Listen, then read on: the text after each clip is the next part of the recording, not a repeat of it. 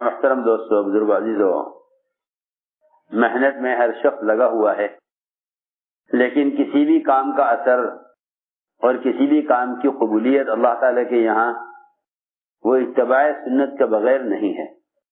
جو کام سنت کے مطابق ہوگا وہی صرف ہدایت کا ذریعہ ہے، اور جو عمل خلاف سنت ہے وہ ہدایت کا ذریعہ نہیں ہے۔ اس لیے کہ قرآن نے شرط لگائی ہے ان تطیعوہ تہتدوا، کہ اگر تم دین میں اور دین کی دعوت میں، دونوں میں،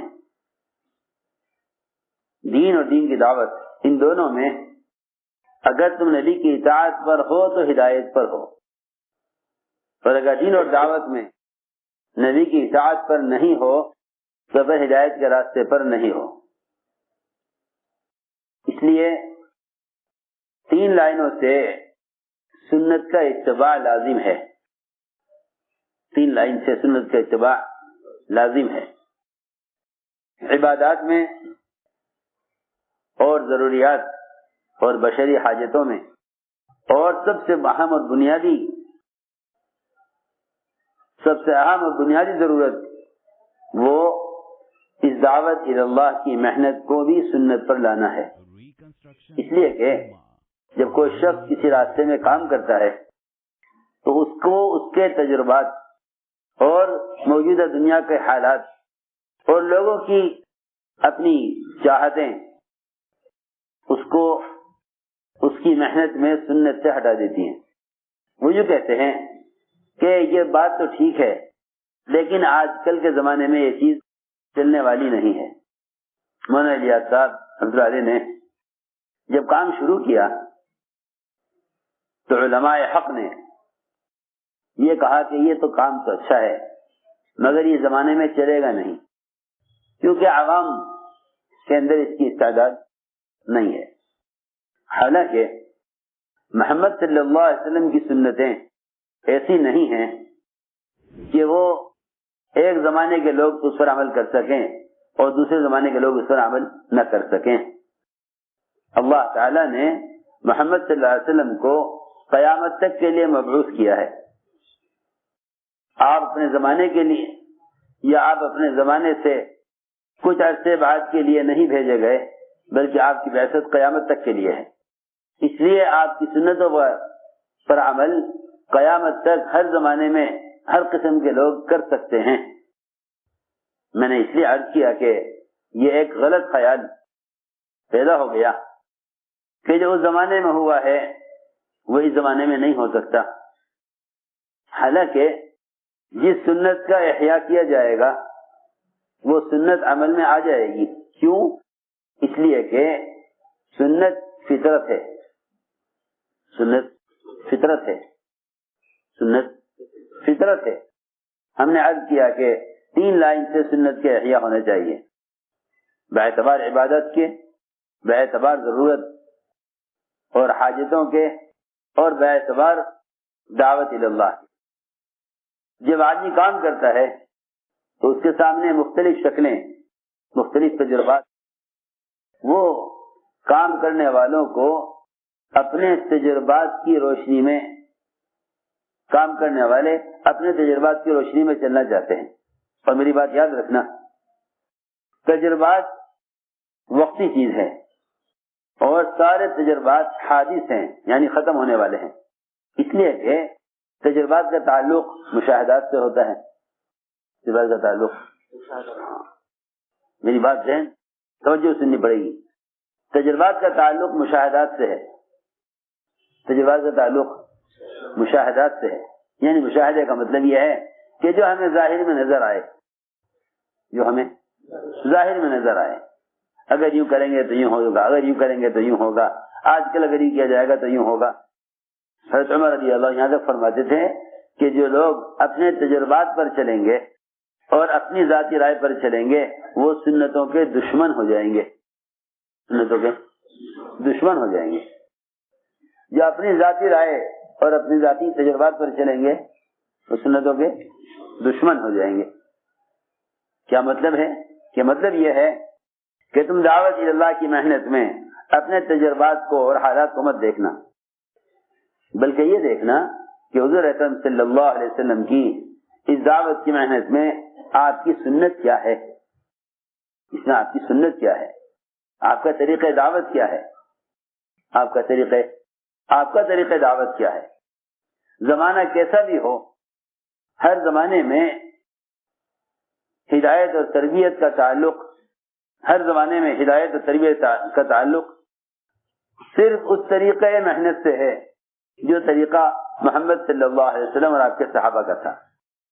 ہم ان طریقوں کو زمانے کے بدلنے کے اعتبار سے بدلیں گے نہیں، ان طریقوں کو زمانے کے بدلنے کے اعتبار سے بدلیں گے نہیں۔ اسی لیے امام مالک رحمۃ اللہ علیہ فرماتے ہیں کہ اس امت کے بعد والے سدھر نہیں سکتے، اس امت کے بعد والے تربیت حاصل کر نہیں سکتے جب تک یہ امت وہ نہ کرے جو امت کے پہلو نے کیا ہے۔ ہماری بات توجہ سننا، ہمیں سے ہر ایک یوں سوچتا ہے کہ ہمارا تجربہ تو یہ ہے، ارے تمہارے سارے تجربات سنت کا مقابلہ کیسے کر سکتے ہیں؟ تمہارے سارے تجربات ختم ہونے والے ہیں اور سنت کے طریقے باقی رہنے والے ہیں۔ اس لیے ہم نے عرض کیا کہ دعوت کو سنت کی طرف لاؤ، دعوت کو سنت کی طرف لاؤ۔ اس کام کے ذریعے سب سے پہلے یقین کا بدلنا ہے۔ انبیاء علیہ السلام کی بعثت کا احکام سے پہلے نبی کی بعثت کا مقصد احکام سے پہلے یقین اور ایمان کا سکھلانا ہے۔ اس لیے آپ دیکھیں گے کہ ہجرت سے پہلے کے 13 سال نبوت کی اکثر مدت 23 سال میں سے 13 سال، اس 13 سال میں نماز کی بھی تکمیل نہیں ہوئی۔ سارے احکام دیے گئے مدینہ منورہ میں، احکام دیے گئے سب مدینہ منورہ میں۔ نماز کی تکمیل بھی مدینے میں آ کے ہوئی، نماز کی تکمیل بھی مدینے میں آ کر ہوئی۔ نبی کی بعثت کا سب سے بنیادی مقصد وہ مخلوق کے یقین کو اللہ کے غیر سے اللہ کی ذات عالی کی طرف پھیرنا ہے۔ یہ نبی کی بعثت کا سب سے بنیادی مقصد ہے، نبی کی بعثت کا سب سے بنیادی مقصد ہے۔ یہ سمجھنا کہ دعوت غیر مسلموں کے لیے ہے، یہی امت کی ارتداد کا اصل سبب بنا ہے۔ یہ سمجھنا کہ دعوت غیر مسلموں کے لیے ہے، یہی امت کے ارتداد کا سبب بنا ہے، ورنہ اللہ رب العزت نے ایمان والوں کو ایمان لانے کا حکم دیا ہے، ایمان والوں کو ایمان لانے کا حکم دیا ہے۔ یا ایھا الذین آمنوا آمنوا، اے ایمان والو تم ایمان لاؤ، اے ایمان والو تم ایمان لاؤ۔ میں آپ سب سے عرض کروں گا کہ ہمیں سب کو سوچنا چاہیے کہ صحابہ کرام اس ایمان لانے کے حکم کو پورا کیسے کرتے تھے۔ یہ تو نہیں کہ کفر سے اسلام میں آگے تو ایمان لے آئے۔ صحابہ کرام اس ایمان لانے کے امر کو، ایمان لانے کے حکم کو کیسے پورا کیا کرتے تھے؟ آپ کا فرمانا صحابہ کرام سے کہ اپنے ایمان کی تجدید کرتے رہا کرو۔ صحابہ کرام ایمان کی تجدید کیسے کرتے تھے؟ صحابہ ایمان کی تجدید کیسے کرتے تھے؟ صحابہ ایمان کو تازہ کیسے کیا کرتے تھے؟ آپ دیکھیں روایتوں میں اور احادیث میں ملے گا کہ صحابہ کرام ایمان کی تجدید کے لیے اور ایمان کو تازہ کرنے کے لیے گشتوں کے ذریعے لوگوں کو ایمان کے حلقوں پر، صحابہ کو ایمان کے حلقوں پر جمع کیا کرتے تھے۔ یہ اس زمانے میں لوگوں کا خیال ہے کہ صحابہ محض کافروں کو دعوت دیا کرتے تھے، حالانکہ کفار سے کہیں زیادہ صحابہ کی محنت صحابہ پر تھی۔ ایک مسلمان کو مسلمان باقی رکھنا یہ ایک آبادی کے ایک بڑی آبادی کے کافروں کے اسلام میں داخل کرنے سے زیادہ ضروری ہے، اس لیے کہ ایک بڑی آبادی کے لوگ اسلام میں داخل ہو جائیں، ایک بڑی آبادی کے لوگ اسلام میں داخل ہو جائیں، اس سے زیادہ سخت ہے اور اس سے زیادہ بڑی بات ہے یہ کہ ایک مسلمان اسلام سے مرتد ہو جائے۔ ہم نے عرض کیا کہ سب سے پہلا سوال ہے یہ صحابہ کرام ایمان کی تجدید کیسے کیا کرتے تھے؟ صحابہ کرام کا معمول یہ تھا کہ وہ اپنے ایمان کو تازہ کرنے کے لیے صحابہ سے ملاقاتیں کرتے اور ایمان سیکھنے کے عنوان پر صحابہ کو دعوت دے کر مسجد میں ایمان کے حلقوں پر جمع کیا کرتے تھے۔ ہم سب کے ذہن میں یہ بات رہے کہ گشت کا موضوع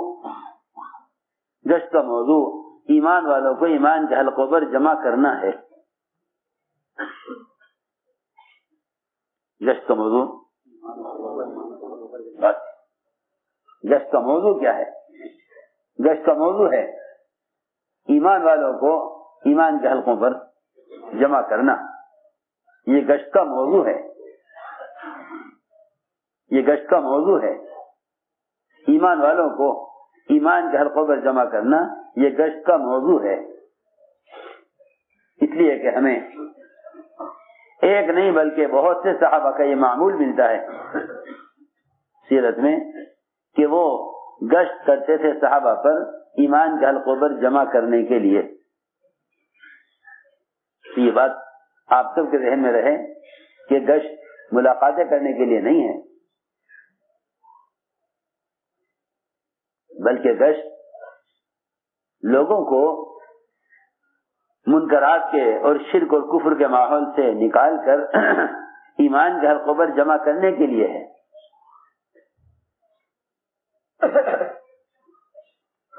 یہ گشت کا موضوع ہے کہ لوگوں کو دعوت دے کر، اسی لیے امر بالمعروف و نہی عن المنکر جو عین دعوت ہے، اس فریضے کی ادائیگی کا، میری بات توجہ سے سننی پڑے گی، اس فریضے کی ادائیگی کا اس کے علاوہ اور کوئی طریقہ نہیں ہے۔ امر بالمعروف اور نہی عن المنکر، اس فریضے کی ادائیگی کا اس کے علاوہ کوئی طریقہ نہیں کہ آپ لوگوں کو منکر کے ماحول سے نکال کر مسجد میں معروفات کے ماحول میں لے آئیں۔ یہ امر بالمعروف اور نہی عن المنکر کی فریضے کو ادا کرنے کا عملی طریقہ ہے۔ بہت توجہ سے بات سنو۔ جو اہمیت ایمان کی ہے وہی اہمیت گشت کی ہے۔ جو اہمیت ایمان کی ہے وہی اہمیت گشت کی ہے۔ عجیب ہے اس زمانے کے لوگ جنہوں نے کہا بھائی گشت کرنا کوئی ضروری نہیں ہے، ایک مباح یا مستحب چیز ہے، کر لو تو ٹھیک ہے، نہ کرو تو کوئی بات نہیں۔ اللہ اکبر! جس ایمان کا سیکھنا فرض ہے اس ایمان کو میں کمال پیدا کرنے کے لیے گشت کرنے کو ایمان کی طرح اہمیت کیوں نہیں دیتے؟ ایمان کی طرح اہمیت کیوں نہیں دیتے؟ ہم نے عرض کیا کہ ایمان کی میں کمال پیدا کرنے کے لیے امر بالمعروف و نہی عن المنکر یہ ایمان کی تکمیل کے لیے بنیادی سبب ہے۔ قرآن نے تو اسے کھول کر کہہ دیا کہ تم ایمان میں کمال پیدا جب کر سکتے ہو جب تم دوسروں کو بھلائی کا حکم کرو اور دوسروں کو برائی سے روکو۔ سنو، لوگوں نے امر بالمعروف و نہی عن المنکر کے فریضے کو ادا کرنے کے لیے رواجی طریقے اختیار کر لیے ہیں۔ ہماری بات توجہ چاہتی ہے بہت۔ ان رواجی طریقوں نے صحابہ کرام کے اور خود محمد صلی اللہ علیہ وسلم کے طریقوں کو ختم کر دیا، اور رواجی طریقوں کو ساری قوت اس وقت مسلمان کی وہ رواجی طریقوں پر خرچ ہو رہی ہے، یہ سوچ کر کہ اس زمانے کا طریقہ وہ تھا، اس زمانے کا طریقہ یہ ہے۔ ہم عرض کرنا چاہتے ہیں کہ جب تک امر بالمعروف و نہی عن المنکر کو صحابہ کرام کے طریقے پر نہیں لاؤ گے ایمان میں کمال پیدا نہیں ہوگا،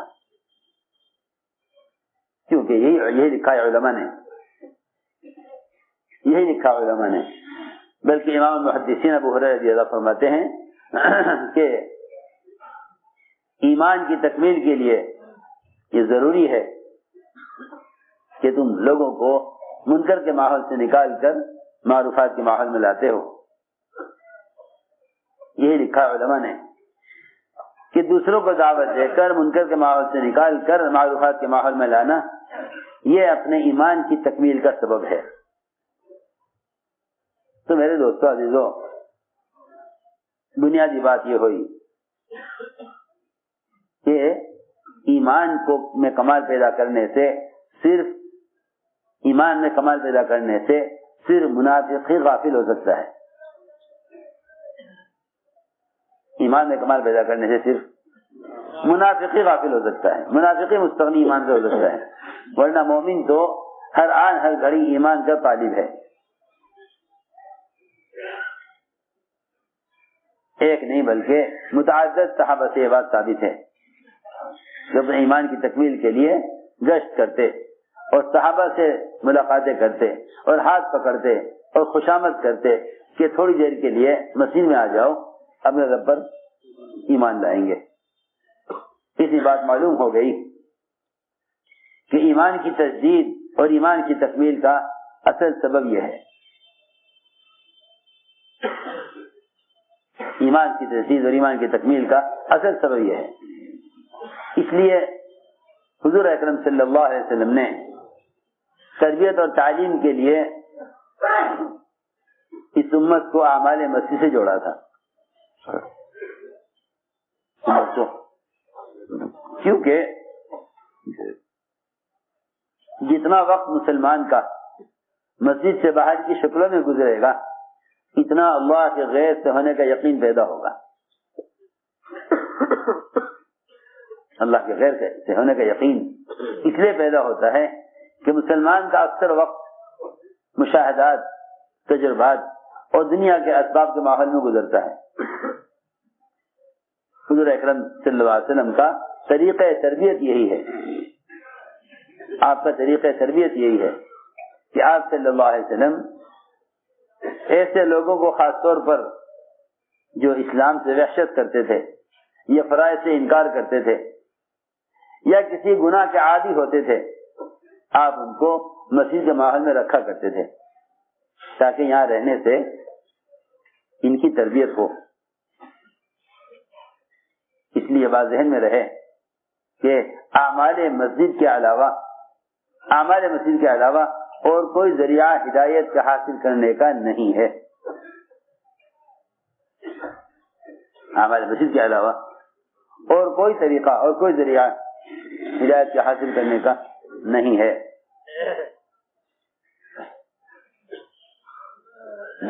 دعوت اور نقل و حرکت اس لیے ہے تاکہ لوگوں کو منکر کے ماحول سے نکالا جائے اور مسجد کے ماحول میں لا کر ان کو رکھا جائے. گشت اصل اسی مقصد کے لیے ہے. جیسا کہ ملفوظ ہے کہ کان میں بات ڈالنا تبلیغ نہیں ہے، دل میں اتارنا تبلیغ ہے، اور دل میں اترنے کی جگہ مسجد کے سوا اور کوئی نہیں ہے. دل میں بات کرنے کی جگہ مسجد کے سوا کوئی نہیں ہے. کتنا بھی امت میں دین سے اعراض ہو اور کتنا بھی دین سے ضد ہو، لیکن مسجد کا ماحول سخت سے سخت دل کو نرم کر دے گا ہدایت کے لیے. آپ دیکھیں کہ طفیل بن عمرو دوسی رضی اللہ تعالیٰ عنہ آپ کی بات سننا نہیں چاہتے تھے، خوف بھی تھا اور آپ کی بات سے نفرت بھی تھی. آپ کی بات سے نفرت بھی تھی اور آپ کی بات سے خوف بھی تھا. جب قریش نے ان کو ڈرایا تو انہوں نے اپنے کانوں میں روئی ٹھوس لی کہ کوئی بات سننا نہیں چاہتا. خود فرماتے ہیں آپ کی بات سے نفرت بھی تھی، آپ کی بات سے خوف بھی تھا. کان بند کر کے جیسے مشین میں قدم رکھا، فرماتے ہیں کان تو میں نے بند کیے تھے آپ کی بات کو سننے سے، مگر دل نے اندر سے یہ کہا کہ ہمیں ان کی بات سننی چاہیے. میں یہ بات اس لیے دوہرا رہا ہوں کہ ابھی تک گشت کرنے والوں میں مسجد کے ماحول میں لانے کے لیے گشت کرنا نہیں ہے. ابھی گشت کرنے والوں نے گشت کا موضوع لوگوں کو منکر کے ماحول سے نکالنے کے ارادے سے گشت نہیں کیا. ابھی تو گشت ملاقات کے لیے ہو رہا ہے. حالانکہ جس جوہد پر ہدایت کا وعدہ ہے، حدیث میں مسیح کی طرف چل کر آنے کو ہی جہاد کہا ہے. اس زمانے کے لوگ سمجھتے ہیں بس قتال کرنا ہی جہاد ہے. یہاں مسیح کی طرف قدم اٹھانا جہاد میں سے ہے. ہم نے عرض کیا کہ مسجد اصل تربیت کی اور دلوں کے پلٹنے کی جگہ تھی. حضور اکرم صلی اللہ علیہ وسلم کا معمول تھا یہ کہ آپ فرائض سے انکار کرنے والے، گناہ کرنے والے یا اسلام سے انکار کرنے والے، ان کو آپ مسجد کے ماحول میں رکھا کرتے تھے تاکہ اس ماحول سے تربیت ہو، اس ماحول سے تربیت ہو، تاکہ اس ماحول سے تربیت ہو. وقت ثقیف نے اسلام قبول کر لیا لیکن فرائض سے انکار کیا کہ فرائض پر عمل نہیں کریں گے. حضور اکرم صلی اللہ علیہ وسلم نے ان کو مسجد میں رکھا اور فرمایا ان کے لیے خیمہ لگاؤ مسجد میں. اور یہ فرمایا صحابہ سے کہ اعمال مسجد کی خاصیت ہے کہ یہ اعمال مسجد ان کے دلوں کو اسلام کے لیے نرم کر دیں گے. ابھی کام کرنے والوں کو اس پر یقین نہیں کہ مسجد کے اعمال ہی صرف ہدایت اور تربیت کا سبب ہیں. یہی وجہ ہے کہ لوگ دین کی باتوں کو ٹیپ کر کر کے پھیلانے کو دین کی خدمت اور دین کی اشاعت کا ذریعہ سمجھتے ہیں. یہ جہالت آئی اسی لیے ہے کہ بات کے سننے کی اور بات کو سمجھنے کا جو سنت طریقہ تھا مسجد کا ماحول وہ ختم ہو گیا. ہم کچھ کہنا چاہتے ہیں. دین کی اشاعت اور دین کو پھیلانے کے لیے سنت کے طریقے پر ہی آنا ہوگا. اس کے علاوہ اور کوئی راستہ اور کوئی ذریعہ نہیں ہے. حضور اکرم صلی اللہ علیہ وسلم نے تربیت کے لیے اور ہدایت کے لیے اس امت کو مسجد سے جوڑا تھا. جن صحابہ نے اپنے مکانات مسجد کے قریب کرنے چاہے نماز کی سہولت کے لیے، آپ نے فرمایا نہیں، اپنے گھروں کو مسجد سے دور رکھو، اپنے گھروں کو مسجد سے دور رکھو. کیوں؟ تاکہ مسجد کے ذکر اور مسجد کے اعمال کا ماحول تمہارے غفلت کے ماحول سے دور رہے. جی ہاں، غفلت کے ماحول سے مسجد کا ماحول دور رہے.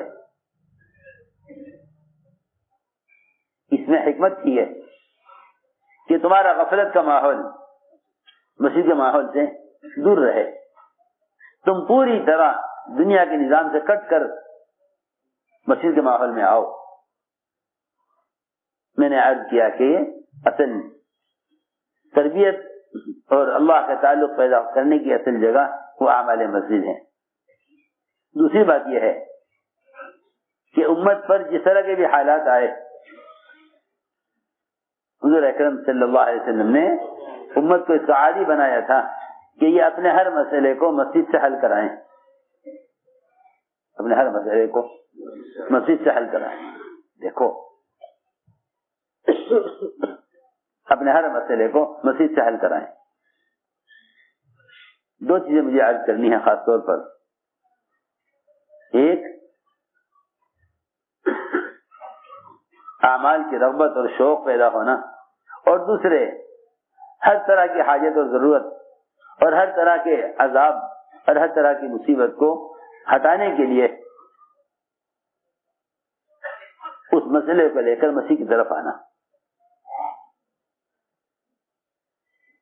صحابہ کرام اس کے عادی تھے کہ جب کوئی بات پیش آتی تو صحابہ اس کے حل کے لیے مسیح کی طرف چل کر آتے تھے.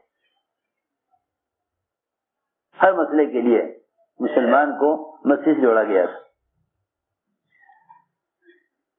بارشیں بند ہو گئی، صحابی مسجد میں آئے, آ کر عرض کیا کہ کھیتیاں سوکھ گئی ہیں, بارش بند ہو گئی ہے, جانور ہلاک ہو رہے ہیں. ابھی دعا سے ہاتھ نیچے نہیں ہوئے تھے کہ بارش شروع ہو گئی. اگلے جمعہ میں صحابی آئے, آ کے عرض کیا کہ بارش بند کرا دیجئے, کھیتیاں ڈوب گئی ہیں, پانی بھر گیا ہے, اب ضرورت نہیں ہے پانی کی. اسی وقت بارش رک گئی.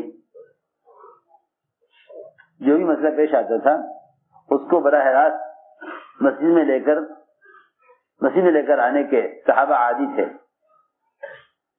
قرضہ آ گیا, عقبہ باہر رضی اللہ تعالیٰ عنہ اپنے قرض کی پریشانی کو لے کر سیدھے مسجد میں آئے.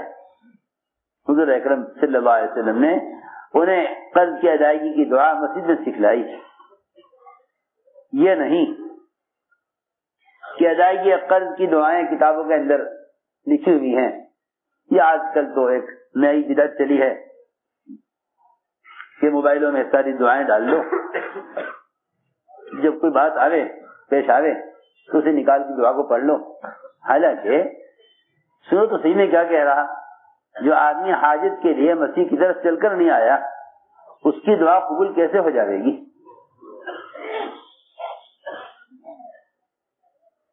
دعا قبول اس پر نہیں ہوگی کہ آپ کہیں دعا پڑھ لیں.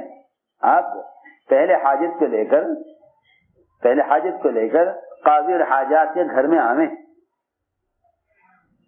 پہلے آپ حاجت کو لے کر حاجتوں کو پورا کرنے والے کے گھر میں آویں. ارے بس یہ تو نہیں کہ جہاں ہو وہاں دعا پڑھ لو. میں کچھ کہنا چاہتا ہوں, دعا پڑھنے کی چیز نہیں ہے, دعا مانگنے کی چیز ہے. دعا مانگنے کی چیز ہے, پڑھنے کی چیز نہیں ہے. دعا پڑھنے کی چیز نہیں, مانگنے کی چیز ہے. اور مانگنے والا دینے والے کے دروازے پر ہی آتا ہے. مانگنے والا دینے والے کے مانگنے والا دینے والے کے دروازے پر آتا ہے. کیا یہ ممکن ہے کہ سائل سوال کرے اپنے گھر میں بیٹھ کر؟ بولو, سائل سوال کرے گا اس دینے والے کے دروازے پر آئے گا. جی ہاں, مثال دے رہا ہوں کہ صرف دعا پڑھنا مسائل کا حل نہیں ہے. صرف دعا پڑھنا مسئلے کا حل نہیں ہے. اپنی حاجت کو لے کر اللہ کے گھر میں آؤ. یہاں آؤ گے تو پھر تم دعا کی قبولیت کے مستحق بنو گے. دعا مانگنے کی چیز ہے اور مانگنے کی جگہ مسجد ہے. میں یاد کرنا چاہتا ہوں, آپ دیکھیں حضور اکرم صلی اللہ علیہ وسلم جن کے لیے آسمان سے کھانا تیار اترتا تھا, آپ 4 مرتبہ یا 3 مرتبہ بار بار مسجد میں آئے اور اللہ سے کھانا مانگا, اور ہر مرتبہ جا کے سوالوں سے پوچھا کھانا آیا کہ نہیں آیا. پھر مسجد میں آئے, پھر جا کر پوچھا کہ آیا کھانا کہ نہیں آیا. پھر مسجد میں آئے, پھر 2 رکعت نماز پڑھی, پھر دعا کی, پھر پوچھا کھانا آیا کہ نہیں آیا. یہ آپ کیوں کر رہے ہیں؟ ایسا آپ کیوں کر رہے ہیں؟ میں جو کہا ہے میں نے اس کو سمجھانے کے لیے کہہ رہا ہوں کہ دعا مانگنے کی جگہ یہ نہیں کہ آپ کہیں بھی دعا مانگ لیں. آپ مسجد سے باہر ہی دعا مانگ لیتے کھانے کی اللہ سے کہ اللہ کھانا دے دے. آپ کا کھانے کی ضرورت کو لے کر مسجد کی طرف چل کر آنا, اور ایک بار نہیں کئی بار, پھر جا کر گھر میں پوچھنا کھانا پہنچا کہ نہیں پہنچا, کہ پھر مسجد آئے. یہ بار بار آپ کا ایسا کرنا یہ امت کو اس کی تعلیم دینے کے لیے ہے کہ تم حاجت کو لے کر مسجد میں آؤ, تب تم دعا کے حقدار بنو گے. سمجھ آئی بات؟ کہاں سمجھ آ رہی؟ سب یوں سر ہلاتے رہے بیٹھے ہوئے کہ ہاں سمجھ آ گئی. نہیں, سمجھ آنا تو یہ ہے کہ اس بات کا عزم کر لیں کہ کوئی بات معمولی سی بھی پیش آئے تو سب سے پہلے مسجد چل کر جائیں.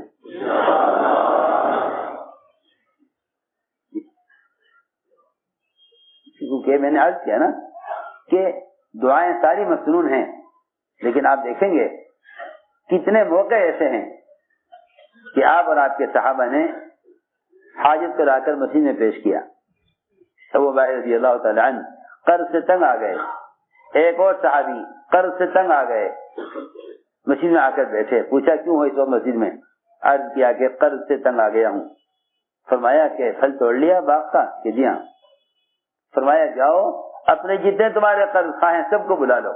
اعلان کر دیا جس کا ہمارے ذمہ حق ہے وہ آ جائے. صحابی فرماتے ہیں مجھ پر اتنا قرضہ تھا کہ اگر میں سال ہر سال کی باغ کی آمدنی قرض میں دیتا رہتا, اپنے گھر ایک کھجور بھی لے کر نہ جاتا تو میرا قرضہ ادا ہونے والا نہیں تھا. لیکن مسجد میں آئے حاجت کو لے کر, اللہ تعالی نے سارا قرضہ ادا کرا دیا. سب کھجورے لے گئے تول تول کر, سب کا قرضہ ادا ہو گیا, سارا قرضہ ادا ہو گیا. صحابی کہتے ہیں مجھے کسی جگہ سے ایک کھجور کم نظر نہیں آتی تھی.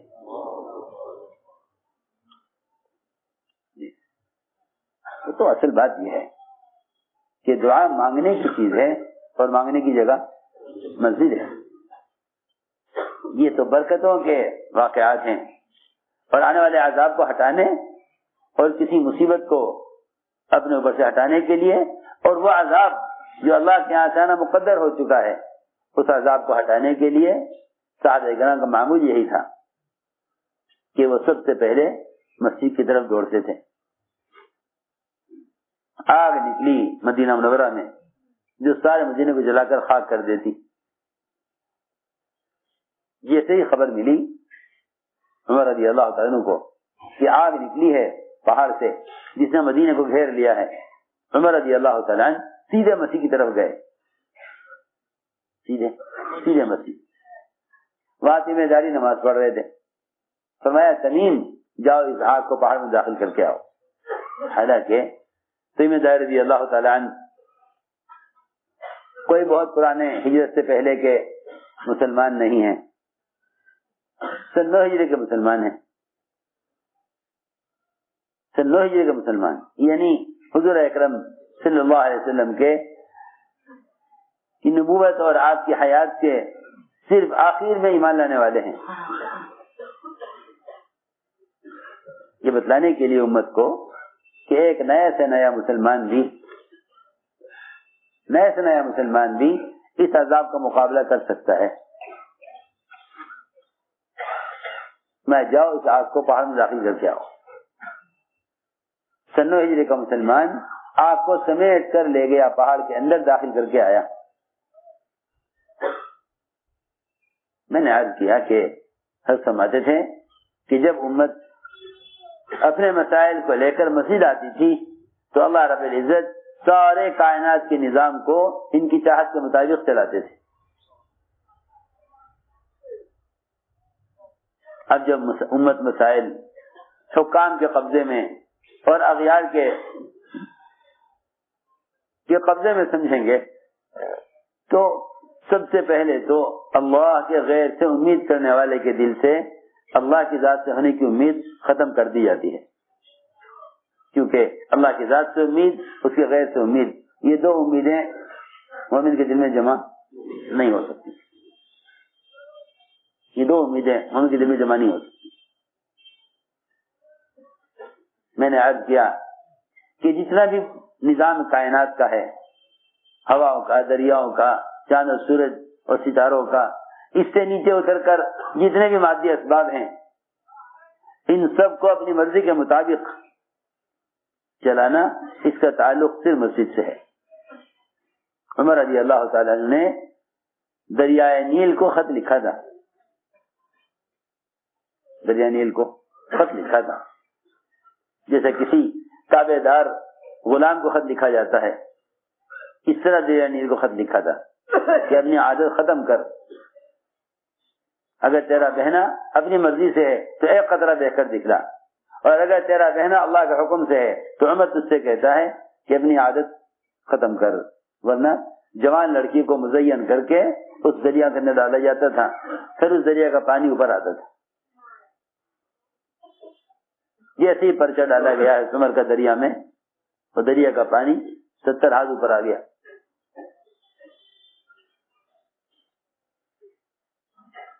میں نے عرض کیا کہ سارا ہر مسائل ہر قسم کا مسئلے کو مسجد سے آ کر حل کرایا جاتا تھا. اس زمانے میں مسجد صرف نماز کے لیے ہو کر رہ گئی, وہ بھی اس کے لیے جو نماز پڑھتا ہو, ورنہ امت اپنے ہر مسئلے کو لے کر مسجد کی طرف آیا کرتی تھی. ہم نے عرض کیا کہ مسجد یقین کے بننے کی جگہ ہے, اور یقین کا بننا یہ ہے کہ مسلمان کو اپنی تمام چھوٹی بڑی ضرورتیں اعمال مسجد سے پوری ہوتی ہوئی نظر آنے لگیں. یہ یقین کا بننا ہے, یہ یقین کا بننا ہے, یہ یقین کا بننا ہے کہ مسلمان اپنی ہر چھوٹی بڑی حاجت, یہاں تک حدیث میں آتا ہے کہ جو عذاب اللہ کے یہاں سے آنا مقدر ہو چکا ہوتا ہے وہ مسجد کو آباد کرنے والے کی وجہ سے ہٹا دیا جاتا ہے, وہ مسجد کو آباد کرنے والے کی وجہ سے ہٹا دیا جاتا ہے. جو عذاب مقدر ہو چکا اللہ کے یہاں سے آنا وہ ہٹا دیا جاتا ہے صرف ان لوگوں کی وجہ سے جو مسجدوں کو اعمال سے آباد رکھتے ہیں. اور تمہیں تمہاری تجارتوں میں اور تمہاری زراعتوں میں اور تمہاری ملازمتوں میں جو رزق تمہیں دیا جاتا ہے وہ رزق تمہیں ان اسباب کی وجہ سے نہیں دیا جاتا. سن رہے نہیں, وہ رزق تمہیں ان اسباب کی وجہ سے نہیں دیا جاتا, بلکہ وہ رزق جو تمہیں دیا جاتا ہے وہ مسجد کو وقت دینے کی وجہ سے دیا جاتا ہے. سنو تو صحیح میری بات, ورنہ اگر مسجد کو وقت نہ دو, اگر مسجد کو وقت نہ دو, پھر تمہارے کمائی کے اسباب میں اور غیروں کے کمائی کے اسباب میں کیا فرق رہ گیا؟ میں کچھ کہنا چاہتا ہوں. تاجر سمجھتا ہے اللہ تجارت کے ذریعے دے رہے ہیں, زمیندار سمجھتا ہے اللہ زمینداری کے ذریعے سے دے رہے ہیں. حالانکہ آپ دیکھیں گے کہ صحابہ کرام اس بات کا یقین رکھتے تھے کہ اللہ نے جو کچھ ہمیں دیا ہے وہ ان اعمال کی وجہ سے دیا ہے جن اعمال میں ہم لگے ہوئے ہیں. آپ سوچئے, علی رضی اللہ تعالیٰ عنہ نے تجارت کی,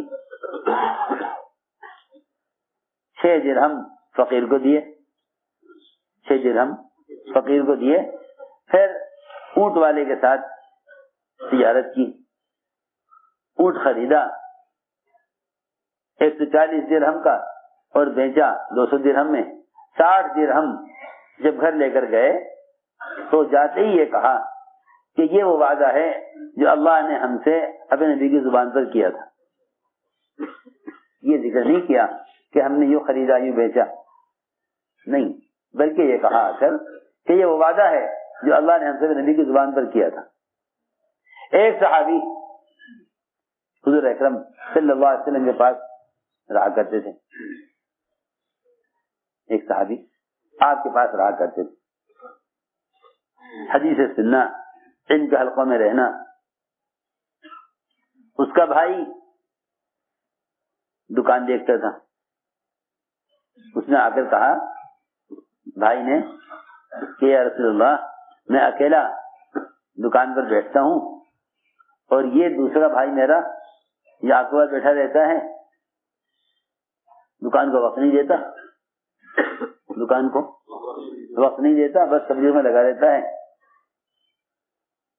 میں اکیلا کماتا ہوں اور اسے بھی کھلاتا ہوں اور یہ دکان پر بیٹھتا نہیں, آپ کے پاس بیٹھا رہتا ہے. آپ نے یہ نہ فرمایا کہ بھائی تم بھی جا کے تجارت کرو, یا اکیلا کما رہا. آپ نے فرمایا کہ حقیقت یہ ہے کہ تجھے دکان میں جو رزق مل رہا ہے وہ اس کی وجہ سے مل رہا ہے جو میرے پاس رہتا ہے. صحیح حدیث ہے. اس سے یہ نہیں کہا کہ یہ کما رہا ہے اس کو رزق مل رہا ہے, بلکہ کمانے والے سے کہا کہ تجھے جو رزق مل رہا ہے وہ تیرے دکان میں بیٹھنے سے نہیں مل رہا, وہ تیرے استادی کی وجہ سے مل رہا جو مسجد میں میرے پاس رہتا ہے. صحیح حدیث ہے. فرمایا لعلک ترزق بہ, کہ تجھے نہیں معلوم کہ تیرے پاس جو گاہک آ رہے ہیں, یہ جو مال اللہ تجھے دے رہے ہیں وہ تیرے دکان پر ہونے کی وجہ سے نہیں, تیرے بھائی کے میرے پاس میرے پاس ہونے کی وجہ سے. کتنی آسان بات ہے, کتنی آسان بات ہے.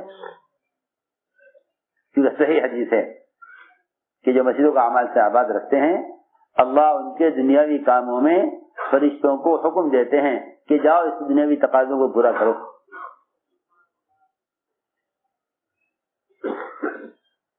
یہ سارے واقعات یہ سمجھانے کے لیے ہیں کہ امت یقین رکھتی تھی اس بات کا کہ ہمارے مسائل کا حل کا تعلق اثر ہمارے مسجد سے ہے. میں نے عرض کیا کہ جو عذاب آنا مقدر ہو چکا ہوتا ہے وہ عذاب مسجد آباد سے والے کی وجہ سے ہٹا دیا جاتا ہے. دوسری بات یہ ہے کہ مسائل اور حاجتیں جب پیدا ہوں تو سب سے پہلے قدم اٹھاؤ مسجد کی طرف. ہم نہیں کہتے کہ آدمی اسباب اختیار نہ کرے, نہیں, اسباب کو ترک کر دینا رہبانیت ہے. اسباب کو ترک کر دینا رہبانیت ہے, اور اسلام میں رہبانیت نہیں ہے. اسباب کو ترک کرنا رہبانیت ہے, اسلام میں رہبانیت نہیں ہے. اسباب کو مقدم کرنا اعمال پر یہ گمراہی اور ناکامی کا راستہ ہے. بس اتنا ہے کہ اسباب کو مؤخر کرو, چاہے تمہارے اسباب حلال ہی کیوں نہ ہو. اسباب کو پیچھے کرو اگر تمہارے اسباب حلال ہی کیوں نہ ہو. یہاں تو حرام اسباب کو بھی اعمال مقدم کرتے ہیں, حالانکہ حلال اسباب کو بھی اعمال مقدم نہیں کرنا چاہیے.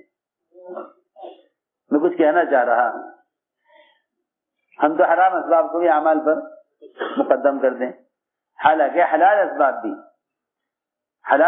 بھی اعمال پر مقدم مت کرو, بلکہ حلال اسباب کو مؤخر کرو, اعمال کو مقدم کرو. صحابی نے سوال کیا حضور اکرم صلی اللہ علیہ وسلم سے کہ یا رسول اللہ, میں تجارت کے لیے بحرین جانا چاہتا ہوں. فرمایا ہاں تجارت تو کرو, مگر پہلے 2 رکعت نماز پڑھ لو. پہلے 2 رکعت نماز پڑھ لو. پہلے 2 رکعت نماز پڑھ لو. میں نے عرض کیا کہ حاجت کو لے کر مسیح کی طرف آنا اور 2 رکعت نماز پڑھ کے اللہ سے مانگنا, اس کو تمام اسباب پر مقدم کیا گیا تھا. اس کو تمام اسباب پر مقدم کیا گیا. اس لیے عبداللہ بن مسعود رضی اللہ عنہ فرماتے ہیں احملوا حوائجکم علی المکتوبہ, کہ اپنی حاجتوں کو فرض نماز کے لیے مؤخر کیا کرو. اپنی حاجتوں کو فرض نماز کے لیے مؤخر کر دو. یعنی حاجت پیش آئی فوراً سب اختیار کر لیا, نہیں, بلکہ حاجت پیش آئی یہ کہو کہ ظہر کی نماز میں 1 گھنٹہ باقی ہے, ظہر کی نماز کے لیے جب مسجد جائیں گے تو پھر ظہر کی نماز کے بعد اللہ سے اس حاجت کو مانگیں گے.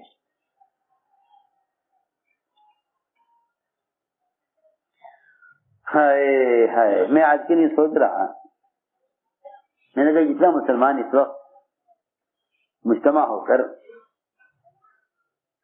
اغیار سے اپنے مطالبات پورے کرا رہا, اس وقت کتنے لوگ ایسے ہیں جو اپنی اس مسئلے کو لے کر مسجد میں پڑے ہوئے ہیں. معاملہ تو وہاں سے بگاڑا ہوا ہے, معاملہ تو وہاں سے بگاڑا ہوا ہے, معاملہ تو وہاں سے بگاڑا ہوا ہے. حالانکہ صحیح حدیث ہے کہ جب مسلمان امر معروف اور نہی منکر چھوڑ دے گا, اس کو چھوڑ دینے کا مطلب آج کل لوگ یہ کہتے ہیں کہ بھئی اتنی تو کتابیں لکھی جا رہی ہیں امر معروف پر, اتنی کتابیں لکھی جا رہی ہیں منکرات پر, اتنے پوسٹر اشتہار تقریریں ہو رہی ہیں امر معروف پر, پھر بھی عذاب نہیں ہٹ رہا. کیوں کہ جب امر معروف و نہی منکر کی عملی شکل ہے ہی نہیں تو عذاب کیسے ہٹ جائے؟ میری بات توجہ چاہتی ہے. عذاب تو جب ہٹے گا جب یہ امر معروف و نہی منکر عملی طور پر قائم کیا جائے. یہ جتنے بھی شکلیں زمانے میں ہیں یہ امر معروف نہی منکر کی عملی شکل نہیں ہے. کتابوں میں اوامر نواہی کا علم ہے، کتابوں میں اوامر نواہی کا علم ہے، عمل نہیں ہے. کتابوں میں اوامر نواہی کا علم ہے، عمل نہیں ہے. نہ عمل تقریر کا نام ہے، نہ عمل تحریر کا نام ہے. عمل تو اس کا نام ہے کہ آپ منکر کرنے والے کے پاس چل کر جائیں اور اس کو محبت سے سمجھا کر منکر کے ماحول سے نکال لائیں. یہ اسے کہتے ہیں منکر سے روکنا. مسجد میں لا کر ان سے نماز ادا کرا لیں، اسے کہتے ہیں امر معروف کے فریضے کا ادا ہونا. تو ہم نے عرض کیا کہ حدیث میں ہے کہ جب یہ امت امر معروف کرنا چھوڑ دے گی اور منکر سے روکنا چھوڑ دے گی تو اللہ ان پر ظالم حکام کو مسلط کر دیں گے. اللہ ان پر ظالم حکام کو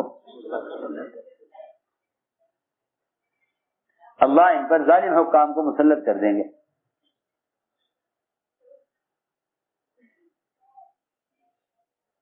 کل ایک جگہ سے لوگ آئے، یہ کیسے آنا ہوا کہ وہ حالات کی وجہ سے دعا کرانے کے لیے آئے. حالات کی وجہ سے دعا کرانے کے لیے آئے.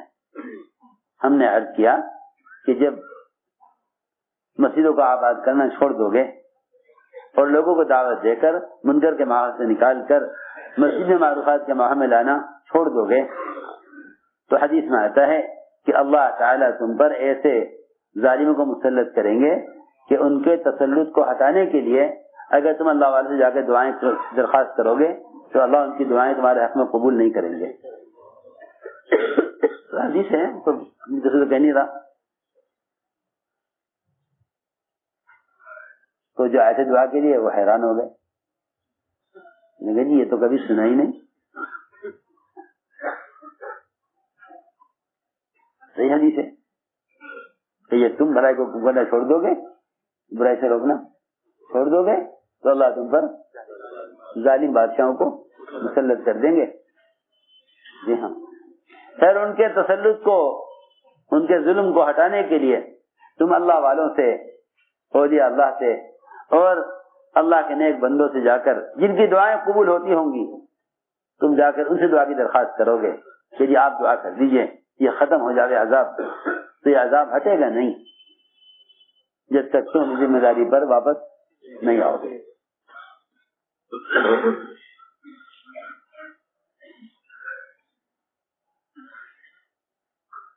تو میں نے عرض کیا کہ بات اصل یہ تھی کہ اپنی حاجتوں کو مؤخر کرو فرض نمازوں پر. اسی لیے صحابہ کرام کا معمول یہ تھا حاجت پیش آتی تو سب سے پہلے چل کر مسیح کی طرف آتے. بلکہ میں نے عرض کیا کہ حضور اکرم صلی اللہ علیہ وسلم نے بار بار یہ عمل کر کے اپنے صحابہ کو، اپنی امت کو اللہ سے لینے کا راستہ بتلایا ہے. ورنہ آپ کو اس کی کیا ضرورت تھی؟ آسمان سے کھانا آپ کے لیے تیار اترتا تھا. آپ کی کیا ضرورت کہ آپ بار بار مسجد جا کر کھانا مانگ کر بتلائیں امت کو کہ یہ طریقہ اللہ سے لینے کا ہے. اس لیے میرے دوستوں عزیزوں، اعمال کے اندر یعنی اعمال پر وعدوں کے پورا کرانے کے لیے سب سے بنیادی چیز یہ تھی کہ ہر وعدے کو یقین پر لاؤ. سارے وعدے اعمال کے ساتھ ہیں، سارے وعدے اعمال کے ساتھ ہیں. اس لیے فرمایا کہ نماز کے ذریعے مدد لو، نماز کے ذریعے مدد لو. معلوم ہوتا ہے کہ نماز کو مقدم کرنا پڑے گا اسباب پر، نماز کو مقدم کرنا پڑے گا اسباب پر. سمجھتے تھے تم اعمال کو مقدم کرتے چلے جاؤ، ایک وقت وہ دیکھو گے کہ تمہارے سبب کی طرف جانے سے پہلے حاجت پوری ہوگی. اس لیے کہ جو اعمال کو مقدم کرتے رہیں اسباب پر ان کو تو اللہ یہ دکھلا دیں گے کہ ان کی حاجتیں اسباب سے پہلے پوری ہوں. لیکن جو اسباب کو اعمال پر مقدم کرتے، جو اسباب کو اعمال پر مقدم کرتے رہیں گے انہیں کبھی بھی عمل سے کامیابی نظر نہیں آئے گی،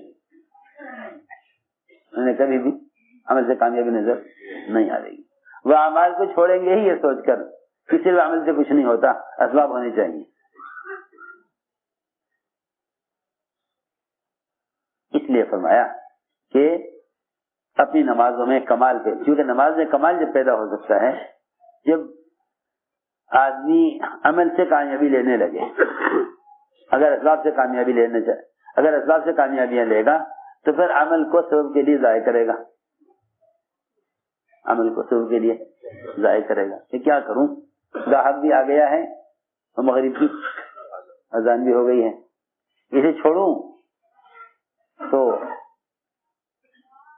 آمدنی کہاں سے ہوگی، اور اگر نماز چھوڑوں تو یہ کہ اگر لوگ نماز چھوڑ دیتے ہیں کہ نماز جماعت سے پڑھنا سنت ہے، فرض تو ہے نہیں، اور ابھی قضا نہیں ہو رہی ہے، بعد میں پڑھ لوں گا۔